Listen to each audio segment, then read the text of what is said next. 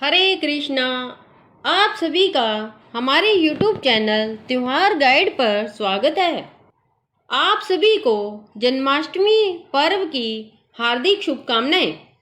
जन्माष्टमी के दिन श्री कृष्ण के जन्म की वह रात्रि मात्र एक सामान्य उत्सव या घटना नहीं है, अपितु वह एक ऐतिहासिक क्षण है जब प्रेम, आनंद और दिव्यताएं इस धरातल पर प्रकट होती है। लेकिन आखिर इस पर्व को मनाया कैसे जाए, किन नियमों का पालन किया जाए? अगर यह सारे प्रश्न आपके मन में हैं तो आज का वीडियो आपके लिए है।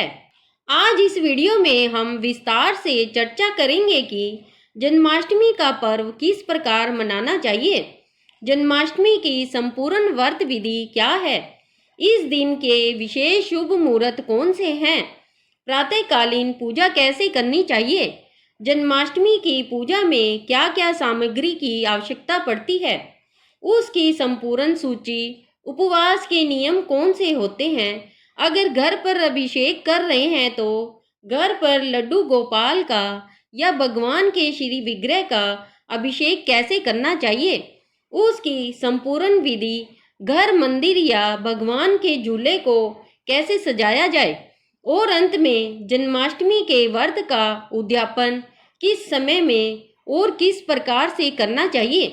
तो चलिए आज का यह अत्यंत विशेष जन्माष्टमी व्रत विधि वीडियो आरंभ करते हैं। पद्म पुराण में स्वयं ब्रह्मा जी नारद मुनि से कहते हैं, जो मनुष्य भक्ति पूर्वक भगवान की प्रिय जन्माष्टमी जयंती का व्रत करता है, उस व्रत के समान राधा और श्री कृष्ण का प्रिय ना तो वेदों में कोई बताया गया है और ना पुराणों में। तो इस प्रकार हम देख सकते हैं कि हमारे सभी शास्त्रों में इस बात का उल्लेख प्राप्त होता है कि आने वाला जन्माष्टमी पर्व अत्यंत महत्वपूर्ण है।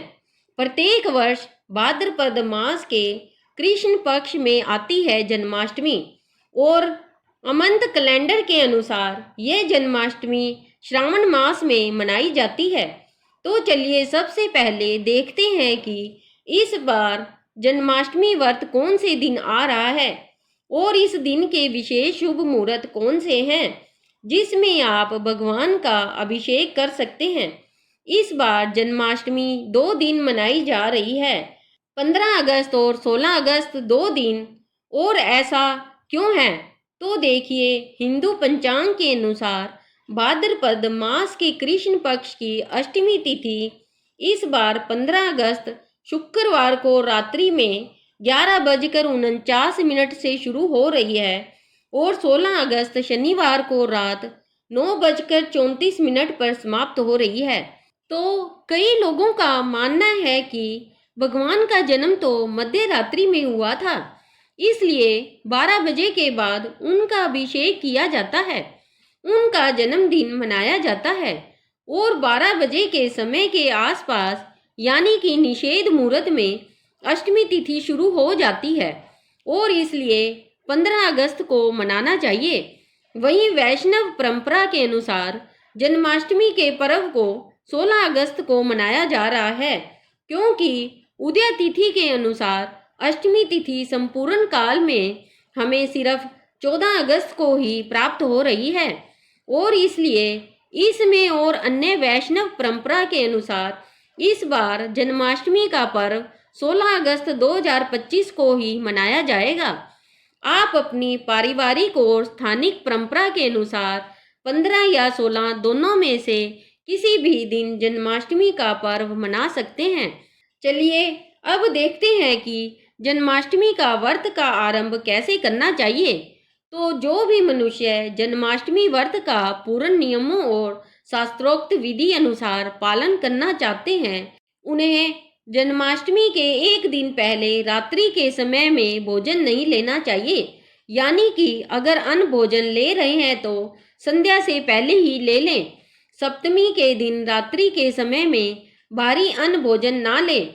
सप्तमी के दिन रात्रि के समय में जमीन पर सोए, ब्रह्मचर्य व्रत का पालन करें और अपनी इंद्रियों को संयम में रखते हुए मन, वचन तथा कर्म द्वारा भगवान श्री कृष्ण का स्मरण करते हुए विश्राम करें। अगले दिन प्रातः काल में ब्रह्म मुहूर्त में उठ जाए। ब्रह्म मुहूर्त का समय यानी सूर्योदय से 1.5 घंटा पहले का समय। उठने के बाद सबसे पहले अपने गुरु और भगवान श्री कृष्ण का स्मरण करें। तत्पश्चात पवित्र नदी के जल में स्नान करें। अगर यह संभव ना हो तो अपने घर में ही गंगा जल से स्नान कर सकते हैं, या फिर अपने स्नान के जल में गंगा जल की बूंदें डालकर स्नान करें। और अगर घर में गंगा जल भी उपलब्ध ना हो तो पवित्र नदियों का स्मरण करते हुए स्नान के जल में उनका आवाहन कर कर प्रातःकालीन स्नान करें। स्नान करने के बाद शुद्ध वस्त्र धारण करें और फिर भगवान श्री कृष्ण की मंगला आरती करें। अगर अपने घर में कर सकते हैं तो सबसे श्रेष्ठ है। अगर नहीं कर सकते हैं तो मंदिर में जाकर भी उनका दर्शन कर सकते हैं। और अगर मंदिर में जाकर भी उनका दर्शन नहीं किया जा सकता है तो कम से कम ऑनलाइन मंगला आरती का दर्शन अवश्य करना चाहिए। जन्माष्टमी व्रत के दिन प्रातः काल में सबसे पहले भगवान श्री कृष्ण के सुंदर विग्रहों का दर्शन करना अत्यंत आवश्यक है। इसलिए जिस किसी भी माध्यम से आपके लिए संभव हो, भगवान के सुंदर विग्रहों का दर्शन करें। मंगला आरती करने के बाद अथवा उनका दर्शन करने के बाद अब समय है जन्माष्टमी व्रत के संकल्प लेने का। तो अपने हाथ में गंगा जल लीजिए और भगवान के सामने जाकर इस जन्माष्टमी व्रत का संकल्प ले और भगवान से प्रार्थना करते हुए इस प्रकार कहे, हे परम भगवान श्री कृष्ण, मैं आपके कृपा प्रसाद को प्राप्त करने के लिए और आपकी शुद्ध भक्ति प्राप्त करने के उद्देश्य से आज इस जन्माष्टमी व्रत का पालन करूंगा। आप मेरे प्रयास से प्रसन्न हो और अपनी विशुद्ध भक्ति प्रदान करें। इतना कहकर उस गंगा जल को तुलसी के गमले में डाल दें। जन्माष्टमी व्रत का संकल्प लेने के बाद अब तुलसी पूजन करें। तुलसी महारानी भगवान श्री कृष्ण की प्रिय भक्त है और इसलिए जन्माष्टमी के दिन उनका पूजन करने से भगवान श्री कृष्ण अधिक प्रसन्न होते हैं। तो इसलिए जन्माष्टमी के दिन सबसे पहले तुलसी के पौधे के अंदर गंगा जल मिश्रित जल अर्पित करें। उसके बाद उन्हें धूप, दीप और पुष्प अर्पित करें। अगर संभव है तो तुलसी आरती करें और फिर कम से कम 3 बार उनकी परिक्रमा करें। तत्पश्चात तुलसी महारानी के सामने बैठकर हरे कृष्ण महामंत्र का जप करें। जन्माष्टमी के दिन इस हरे कृष्ण महामंत्र यानी कि हरे कृष्ण कृष्ण कृष्ण हरे हरे हरे राम राम राम हरे हरे, इस महामंत्र की कम से कम 16, 25 या 32 माला का जप अवश्य करना चाहिए। हरे कृष्णा महामंत्र का जप हो जाने के बाद अब आप अपने घर में प्रातःकालीन पूजा भी कर सकते हैं। कुछ वक्त यह प्रातःकालीन पूजा मंगला आरती दर्शन करने के बाद तुरंत भी आरंभ करते हैं। आप अपनी अनुकूलता अनुसार यह प्रातःकालीन पूजा कर सकते हैं। प्रातःकाल में आप एक सुंदर आसन पर भगवान श्री कृष्ण के विग्रह को स्थापित कर सकते हैं, लेकिन उससे पहले आसपास की जगह को स्वच्छ करें। सफेद या पीले वस्त्र को उस आसन पर बिछाएं। उसके बाद भगवान के श्री विग्रह या फिर उनके चित्र की स्थापना करें। उसके आसपास के स्थान को रंगोली, अक्षत, पुष्प इत्यादि से सुंदर रंगोली बनाकर सजाएं। तत्पश्चात भगवान को धूप, दीप, नैवेद्य इत्यादि अर्पित करें और उनकी आरती करें। इस प्रकार प्रातःकाल में आप भगवान की स्थापना कर सकते हैं।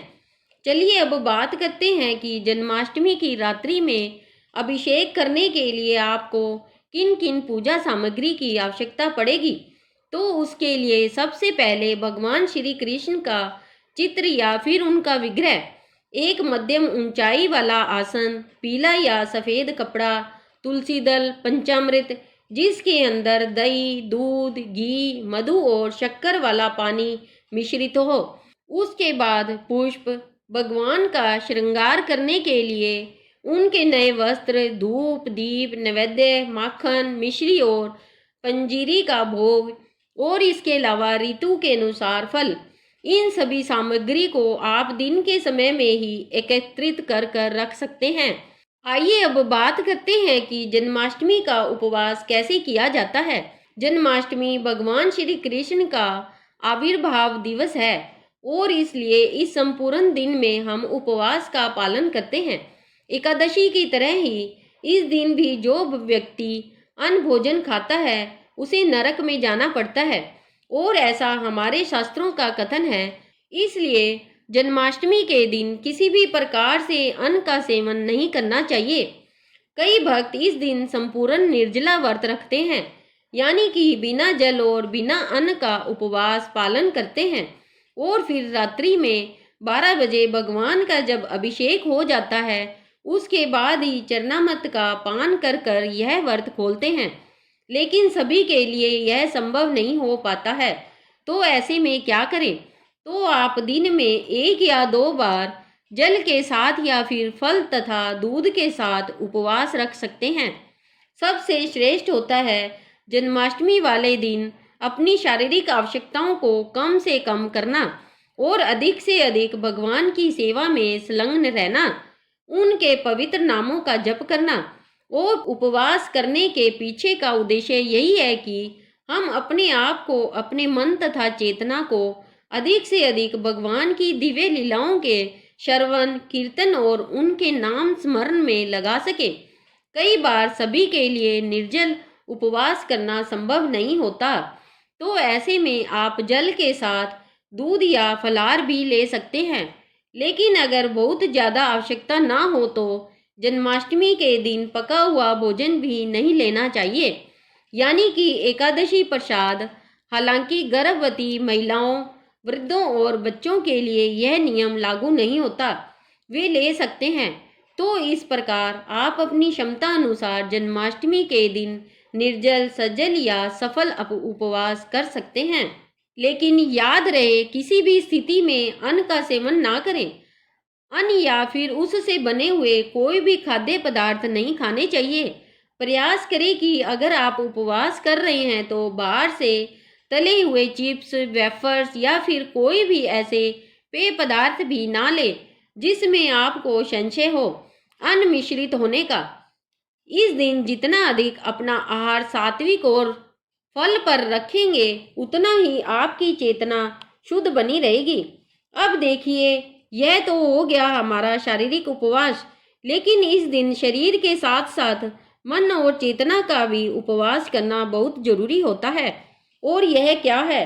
तो इसका अर्थ है कि अपने मन तथा चेतना को भगवान के चरण कमलों पर स्थिर रखना, केंद्रित रखना। लेकिन वर्तमान समय में यह तो संभव है नहीं कि हम एक स्थान पर बैठ जाएं और निरंतर 24 घंटे भगवान के नाम का स्मरण करते रहें। तो इसलिए प्रैक्टिकल उपाय क्या है? इसका समाधान है जन्माष्टमी के संपूर्ण दिन के दौरान अधिक से अधिक हरे कृष्ण महामंत्र का जप करना, यानी कि हरे कृष्ण कृष्ण कृष्ण हरे हरे, हरे राम राम राम हरे हरे। इस महामंत्र की कम से कम 16, 25, 32 या 64 माला का जप करना चाहिए। जब आप अपने जीवा से निरंतर भगवान का नाम लेते रहते हैं तो आपका मन और आपकी चेतना स्वतः ही शुद्ध हो जाते हैं और फिर आपकी वाणी भी इधर उधर की बातों में नहीं जाती है। इसलिए सबसे सरल उपाय है कि पूरे दिन में जब भी आपके पास समय है, हाथ में माला पकड़ लीजिए और हरे कृष्ण महामंत्र का अधिक से अधिक जप करते रहिए। संख्या पूर्वक किया गया नाम जप भगवान को अधिक प्रसन्न करता है। उसके बाद आप संपूर्ण दिन में जब भी समय मिलता है तब भगवान की दिव्य लीलाओं का श्रवण कर सकते हैं। उनकी कथाओं को सुनिए, उनके पवित्र नाम का कीर्तन सुनिए। आप स्वयं भी घर पर कीर्तन कर सकते हैं। आप मंदिर में जाकर कीर्तन और कथा प्रवचन में हिस्सा ले सकते हैं। और एक विशेष कार्य जो इस दिन सभी को करना चाहिए वह है जन्माष्टमी वाले दिन किसी ना किसी प्रकार से भगवान की कोई ना कोई सेवा करना। अगर आप शारीरिक रूप से मंदिर में जाकर सेवा कर सकते हैं तो यह सबसे उत्तम है। अगर नहीं कर सकते तो घर पर करनी चाहिए। और अगर घर पर भी नहीं कर सकते हो तो जहाँ पर भगवान की सेवा हो रही है उस स्थान पर जाकर आर्थिक रूप से सहायता करनी चाहिए। आर्थिक सेवा करनी चाहिए, अपनी क्षमता अनुसार दान देना चाहिए और अपनी क्षमता को हमेशा बढ़ाते रहना चाहिए। कृपणतावश भगवान के लिए दान कभी भी नहीं दिया जाता। मंदिर में जाकर अगर आप सेवा कर रहे हैं तो कोई भी सेवा बड़ी या छोटी नहीं होती। सदैव मनुष्यों को तुच्छ समझकर भगवान का दास समझकर वहां पर सेवा करें।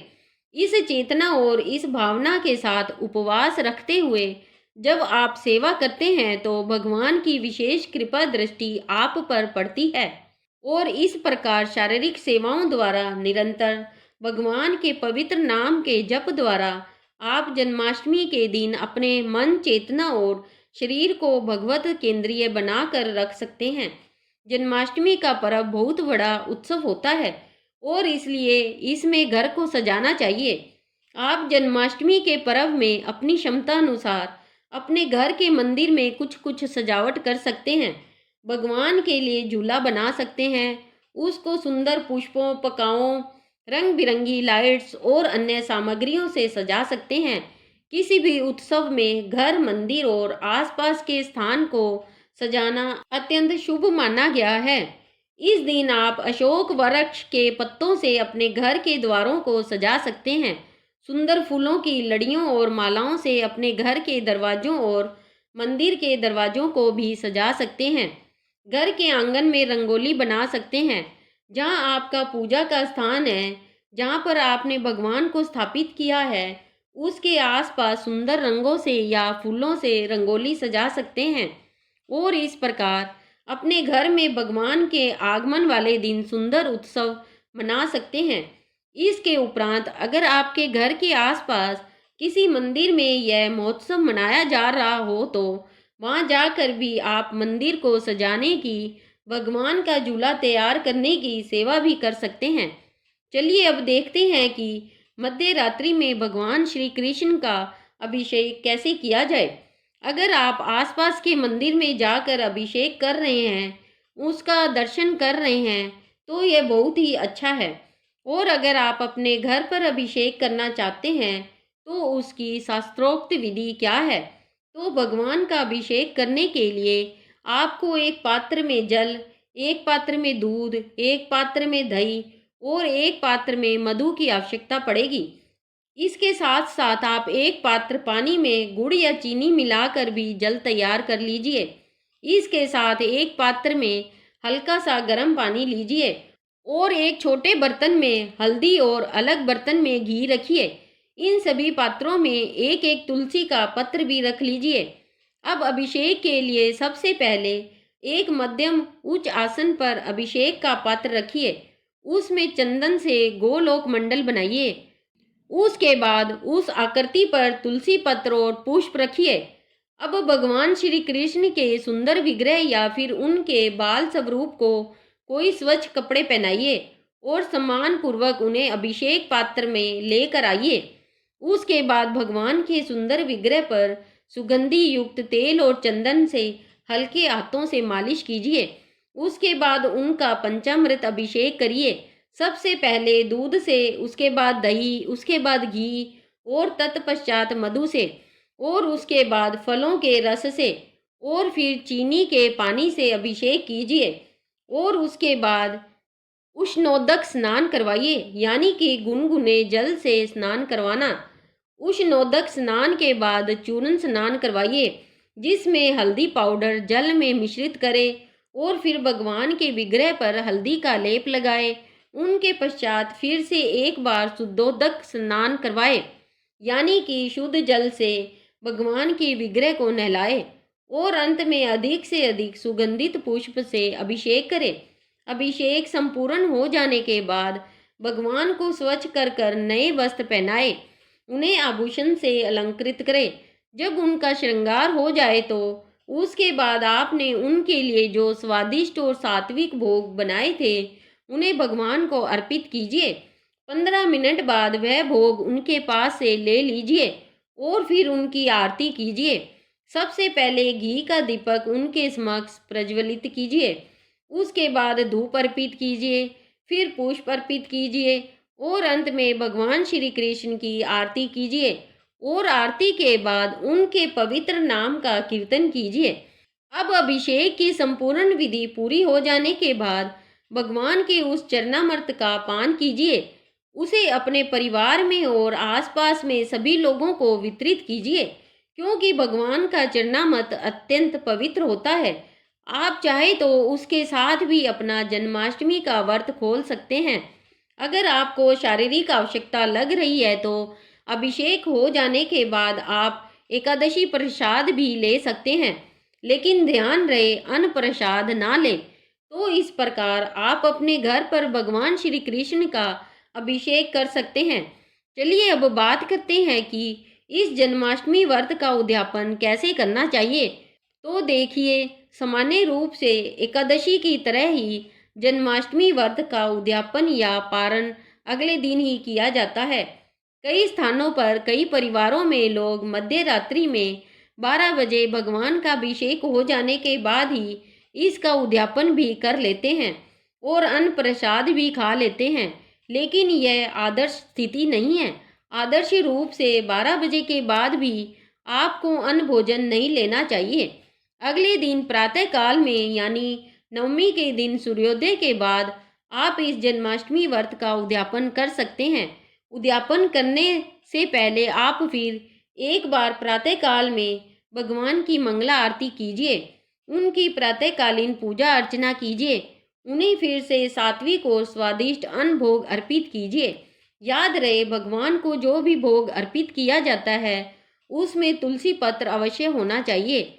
उसके बाद भगवान की आरती कीजिए, उन्हें धूप दीप और पुष्प अर्पित कीजिए और अंत में उस जन्माष्टमी व्रत का उद्यापन करते हुए भगवान से प्रार्थना कीजिए, हे यशोदानंदन श्री कृष्ण, मेरे इस जन्माष्टमी व्रत को स्वीकार कीजिए। मैंने अपनी क्षमता और बुद्धि अनुसार इस व्रत और उपवास का पालन करने का प्रयास किया था। आप मेरे इस प्रयास से प्रसन्न होइए और मुझे तथा मेरे परिवार को आपकी विशेष कृपा और भक्ति प्रदान कीजिए।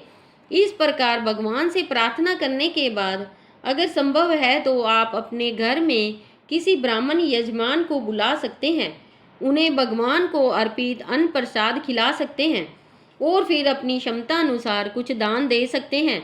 जब भगवान श्री कृष्ण का जन्म हुआ था तो नंद महाराज ने एक बहुत बड़े उत्सव का आयोजन किया था, जिसे हम नंद उत्सव कहते हैं, और कई स्थानों पर जन्माष्टमी के अगले दिन नंद उत्सव भी मनाया जाता है।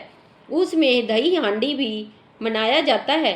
तो इस प्रकार उद्यापन करते समय भी आप अपनी क्षमता अनुसार और क्षमता से थोड़ा ज़्यादा दान दे सकते हैं, और यह दान आप अपनी इच्छा अनुसार किसी भी स्थान पर दे सकते हैं। लेकिन ध्यान रहे, दान उसी स्थान पर दे जहां पर आपको विश्वास हो कि उस दान का योग्य उपयोग हो रहा है। आप अपने आसपास के किसी भी मंदिर में जाकर दे सकते हैं। अगर आप किसी ब्राह्मण को जानते हैं तो उनको दे सकते हैं, किसी वैष्णव को दे सकते हैं जो भगवत प्रचार के कार्य में नियुक्त हो, या फिर भगवान की किसी सेवा के लिए दान दे सकते हैं। वैदिक ज्ञान के प्रचार के लिए दान दे सकते हैं, लेकिन नवमी के दिन अवश्य ही कुछ न कुछ दान देना चाहिए।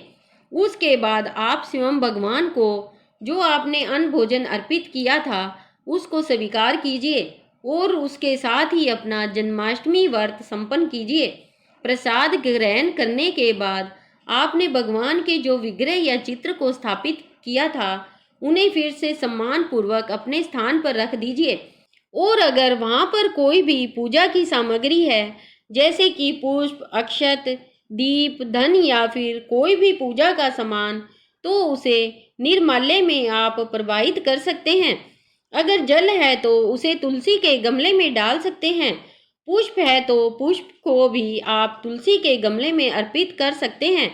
लेकिन ध्यान रहे, उद्यापन के बाद की जो भी पूजा सामग्री होती है उसे इधर उधर कहीं पर भी कचरे में या जहाँ पर पैर लगे ऐसी जगहों पर ना डालें। इन सभी वस्तुओं का ध्यान से सम्मान पूर्वक विसर्जन करें। अगर आपने भगवान की स्थापना करते समय जल भरा हुआ कलश रखा था तो उस जल को भी अपने संपूर्ण घर में छिड़काव करें और परिवार के सदस्यों के सिर पर भी इस पवित्र जल को छिड़क सकते हैं। ऐसा करने से संपूर्ण घर में जितनी भी नकारात्मक ऊर्जाएं होती है उसका नाश हो जाता है। भगवान की कृपा और आशीर्वाद के साथ एक सकारात्मक ऊर्जा बनती है। इस प्रकार आप अपने जन्माष्टमी व्रत का उद्यापन कर सकते हैं। तो यह थी जन्माष्टमी व्रत की संपूर्ण विधि। चलिए अब बात करते हैं कि जन्माष्टमी वाले दिन कुछ कुछ कार्य करते हुए कौन कौन से मंत्रों का उच्चारण करना चाहिए। चलिए सबसे पहले देखते हैं कि प्रातःकालीन स्नान मंत्र कौन सा है। जन्माष्टमी की प्रातःकाल में जब आप स्नान करने के लिए जाते हैं तो आदर्श स्थिति यह होती है कि आप किसी पवित्र नदी में स्नान करें। अगर वह संभव नहीं है तो आप अपने घर में गंगा जल की कुछ बूंदें स्नान के जल में डालकर भी स्नान कर सकते हैं और उस समय पवित्र नदियों का आवाहन करते हुए इस मंत्र का उच्चारण करें। गंगेश यमुने चव गोदावरी सरस्वती नर्मदे सिंधु कावेरी जलस्मिने सनिध्यम। गुरु यानी गंगा यमुना गोदावरी नर्मदा सिंधु इत्यादि पवित्र नदियों आप मेरे स्नान के जल में प्रविष्ट हो। इस प्रकार उनका आवाहन कर कर आप प्रातःकालीन स्नान कर सकते हैं। उसके बाद आता है जन्माष्टमी व्रत का संकल्प। तो जब आप जन्माष्टमी व्रत का संकल्प लेते हैं तो सबसे पहले अपने दाहिने हाथ में गंगा जल लीजिए और फिर भगवान श्री कृष्ण का प्रणाम मंत्र बोलिए। और यह मंत्र है, हे कृष्ण करुणा सिंधु दीन बंधु जगतपते गोपेश गोपिका कांत श्री राधा कांत नमोस्तुते। नमो ब्राह्मण देवाय गो ब्राह्मण हिताय जय जगत हिताय कृष्णाय गोविंदाय नमो नमः। इन दोनों मंत्रों का उच्चारण कर कर आप भगवान श्री कृष्ण से प्रार्थना करते हुए इस प्रकार कहिए, हे गायों तथा ब्राह्मणों की रक्षा करने वाले, हे संपूर्ण जगत का कल्याण करने वाले परम भगवान श्री कृष्ण, मैं आपकी प्रसन्नता और आपकी शुद्ध भक्ति में सेवा प्राप्त करने के उद्देश्य से इस जन्माष्टमी का व्रत कर रही हूँ। आप मुझे शक्ति बुद्धि और आपकी विशेष कृपा प्रदान कीजिए। इस प्रकार कहकर संकल्प वाला वह जल आप तुलसी के गमले में अर्पित कर दीजिए। उसके बाद आता है तुलसी देवी की सेवा पूजा करते हुए बोले जाने वाला मंत्र। और यह मंत्र इस प्रकार है, वृंदाए तुलसी देवे प्रियाय केशवस्य च कृष्ण भक्ति प्रदे सत्यवते नमो नमः। इस मंत्र का उच्चारण आप तुलसी देवी को प्रणाम करते हुए कर सकते हैं। उनकी पूजा समाप्त करने के बाद और उनकी पूजा शुरू करते हुए भी कर सकते हैं। उसके बाद अब आप भगवान श्री कृष्ण का अभिषेक या उनकी पूजा कर रहे हैं तो उस समय इस मंत्र का उच्चारण कीजिए। जानोभ्याम वन गत्वा नारिक फलतम जात कंसवत्थाए बमारोनाए च कौरवाना विनाशाए दैत्य नाम निधनाए च गंधम मया दत्तम देवक्या सहितो हरे। इसका अर्थ होता है, कंस के वध के लिए, पृथ्वी का भार उतारने के लिए, कौरवों के विनाश के लिए और दैत्यों के संहार के लिए आपने अवतार लिया है। हे हरे, मेरे द्वारा प्रदत्त इस अभिषेक जल को अर्घ्य को आप देव के सहित स्वीकार कीजिए। इस प्रकार प्रार्थना करने के बाद आप भगवान का अभिषेक आरंभ कीजिए। मध्य रात्रि में भगवान का अभिषेक हो जाने के बाद उनका प्रसाद स्वीकार कर कर संपूर्ण रात्रि में जागरण करना चाहिए और यह जागरण करते हुए भगवान के दिव्य नामों का कीर्तन कथा श्रवण और उनके नाम का जप करना चाहिए। जब आप यह जागरण करना आरंभ करते हैं तो उस समय इस मंत्र का उच्चारण करना चाहिए। नमस्तोभ्यम जगन्नाथ देवकी तन्य प्रभु वासुदेवात्मंत ताहि माम भव सागरात। हे जगन्नाथ, हे देवकी पुत्र, हे प्रभु, हे वासुदेव पुत्र, हे अनंत, आपको नमस्कार है। कृपा भव सागर से मेरी रक्षा कीजिए। इस प्रकार मंत्र उच्चारण के बाद संपूर्ण रात्रि में जागरण करना चाहिए।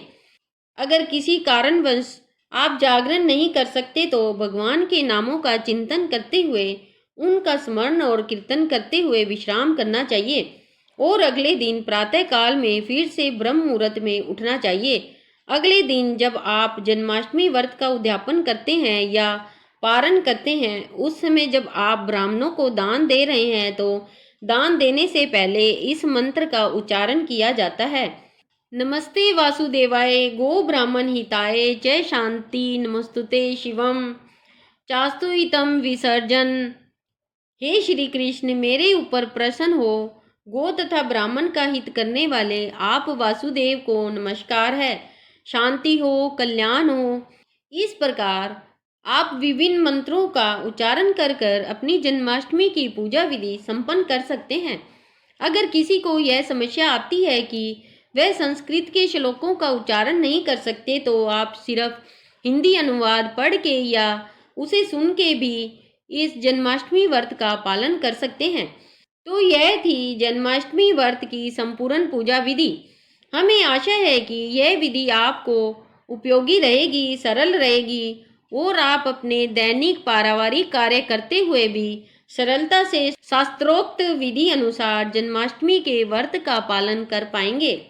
अगर आज का यह वीडियो आपको उपयोगी लगा है तो उसे बाकी लोगों के साथ भी अवश्य शेयर कीजिए, ताकि उन्हें भी शास्त्रों में बताए गए निर्देश अनुसार वास्तव में कैसे जन्माष्टमी मनानी चाहिए और उसकी पूजा कैसे करनी चाहिए, उसकी जानकारी प्राप्त हो सके। इस वीडियो को लाइक अवश्य कीजिएगा। अगर आपने त्योहार गाइड चैनल को अभी तक सब्सक्राइब नहीं किया है तो सब्सक्राइब कर रख लीजिए, क्योंकि इस पर आपको बहुत सारी सुंदर सुंदर कथाएं सुनने को मिलेगी। सभी बोलो भगवान श्री कृष्ण की जय।